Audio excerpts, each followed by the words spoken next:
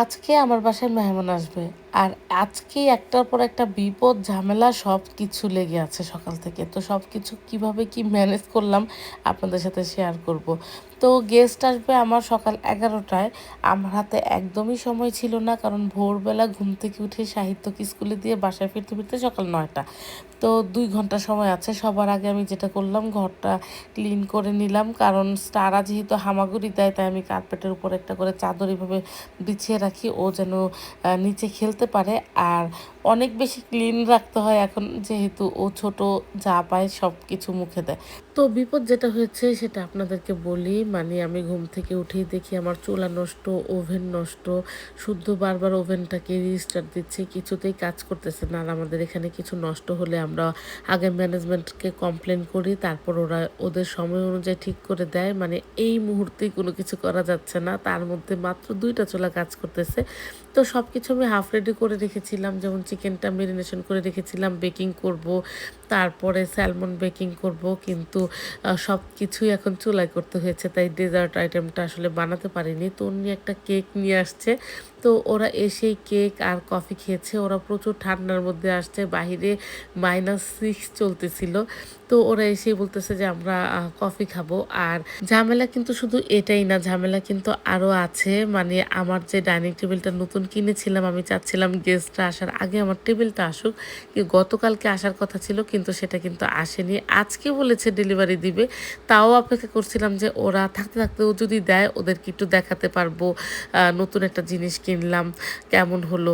কিন্তু কি একটা লাক, আমার টেবিলটা কিন্তু আসেনি ওরা থাকতে থাকতে। তো আমি আর ওদেরকে হাবিজাবি নাস্তা দেইনি, যেহেতু ওরা এখনই লাঞ্চ করবে। আর আকাশ ভাইয়া তো হচ্ছে গেম পাগল, ঢুকেই দুজনে মিলে শুদ্ধ আর আকাশ ভাইয়া গেম খেলা শুরু করেছে। অন্ধের মতো কফি খেলো, অন্ধের মতো কেক খেলো। তন্নি আবার লাঞ্চও অন্ধের মতোই ভাইয়াকে খাওয়াই দিচ্ছে, কারণ অল্প সময় হাতে নিয়ে আসছে, কোনো কিছুই মিস করতে চাচ্ছে না। এদিকে গেম খেলতেছে আর ওদিকে খাচ্ছে। তাছাড়া এখনই তারা চলে যাবে নীলকে আনতে।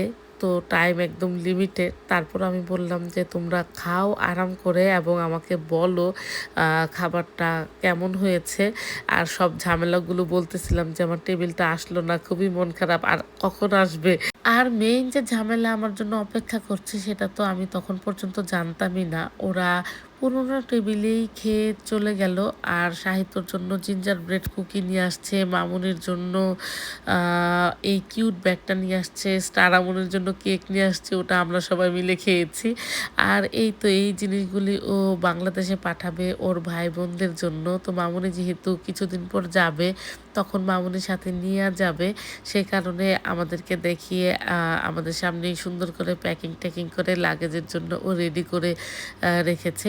তো আমি তো ডাইনিং টেবিলের জন্য অপেক্ষা করছি, এর মধ্যে সাহিত্য চলে আসলো। সাহিত্য জিঞ্জার ব্রেড কুকির দিয়ে হাউস বানাচ্ছে, ও তো ভীষণ খুশি। আমি যখন দেখলাম যে ট্র্যাকিংয়ে আর মাত্র কয়েকটা বাসা পরেই আমার ডেলিভারি, তখন শুদ্ধ বলল যে আমাদের ডাইনিং টেবিলটা তাহলে আমরা নিচে ডোনেশনে রেখে আসি, ওখান থেকে যার প্রয়োজন সে নিয়ে যেতে পারে। আমাদের টেবিলটা কিন্তু সোহেল আঙ্কেল আমাদেরকে প্রথম যখন আমরা কানাডায় আসছি তখন দিয়েছিল। তখন টেবিল আমাদের কিনতে হয়নি, অনেক দিনই আমরা এই টেবিলটা ইউজ করেছি। এই টেবিলটার সাথে আমাদের অনেক স্মৃতি। তো এটা ডোনেশনে দিতে আমাদের খুবই খারাপ লেগেছে, খুবই মায়া লেগেছে। কিন্তু যাই হোক, আরেকজন এটা এখন ব্যবহার করবে, এটাই তো খুশি। তো এর মধ্যে আমাদের টেবিল চলে এসেছে। আমি খুবই এক্সাইটেড হয়ে যখন খুলেছি যে এখনই আমি এটা অ্যাসেম্বল করব, ঠিক তখনই আমি দেখলাম যে টেবিল যেটা আসছে সেটার এক কোণা ভাঙা। এখন পড়েছি না আমরা বিপদে, আমাদের নিজেদেরও টেবিল নাই, এই টেবিল যেটা আসছে সেটাও ভাঙা।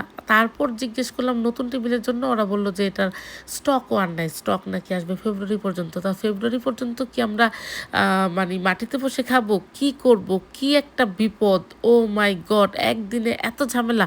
তো ওরা বললো যে ফেব্রুয়ারি পর্যন্ত এই ভাঙা টেবিল আপনারা রেখে দেন। ও মাই গড, এই ছিল আমার আজকের দিন।